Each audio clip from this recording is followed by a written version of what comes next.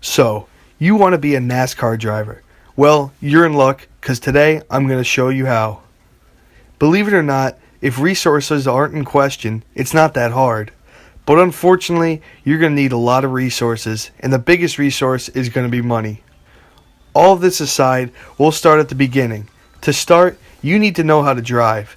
Driving a race car is very different than driving a real car. Sure, there's a gas and brake pedal and a steering wheel, and it operates like a real car. But there's a difference between driving 25 miles an hour down your road and driving 180 miles an hour on worn out tires. One of the best places to hone your skills is in go-karts. Many drivers, including me, started in karts, as they're basically a bare-bones race car, and when you wreck, which you will, it doesn't cost that much to fix. The other way to start is on a simulator.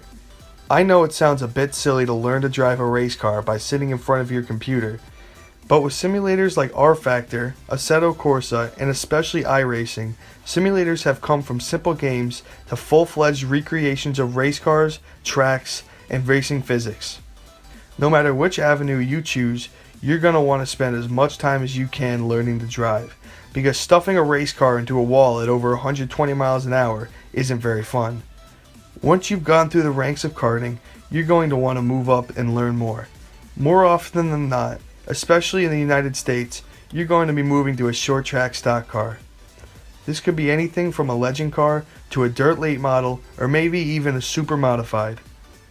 This is where your skill is going to be tested, as many of these tracks drivers have been racing for probably longer than you've been alive. But if you've got determination and seat time, you'll see yourself moving past these drivers. During this step, you're most likely going to run into a new wall: money. Racing ain't cheap, and if you want to show up to the track every weekend, you need a sponsor. Sponsors can be found anywhere as long as you look hard enough. From your local hardware store to big corporations, someone is always looking to put their name on a race car, provided it isn't crashed into the Widowmaker every week. Okay, so now that you have a sponsor, you need to put that money to use. Better parts, driving more races, and exposure will put you on the radar of local race teams. Hopefully you'll get noticed and be offered a test, or maybe even a race.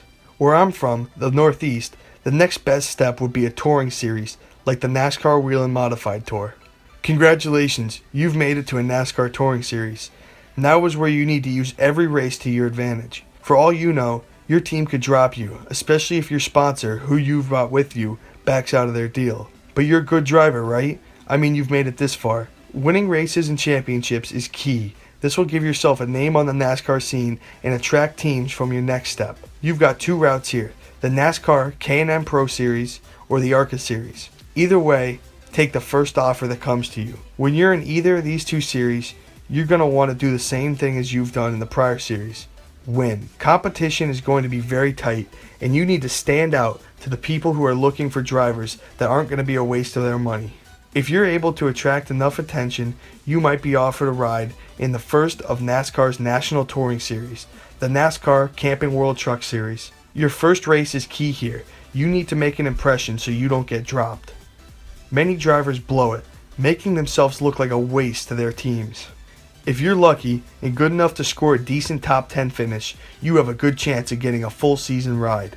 You'll also want to make sure you have a good connection with your team, as this is the first series in which your driving isn't the entirety of your performance.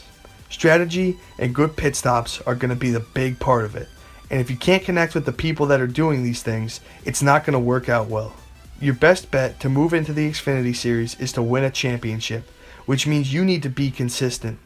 You may race your heart out and get yourself some top 5s and top 10s, but if the rest of the season is full of wrecks, your chances are pretty low of getting into the playoffs and coming out on top.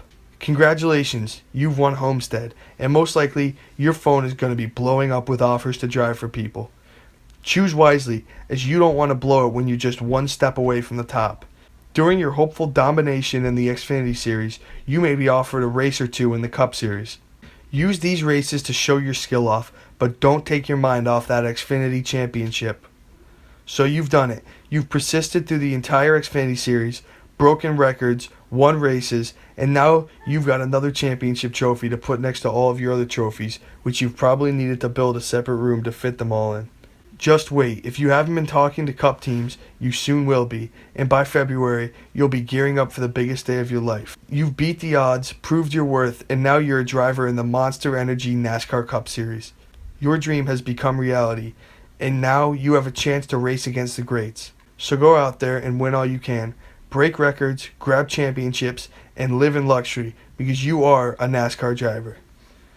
Well, you kind of been a NASCAR driver since you were racing street stocks in the NASCAR Wheel and All-American Series. Also, if your dad's got enough money, you could have just bought a cup car and raced on Daytona on day one. Caswell.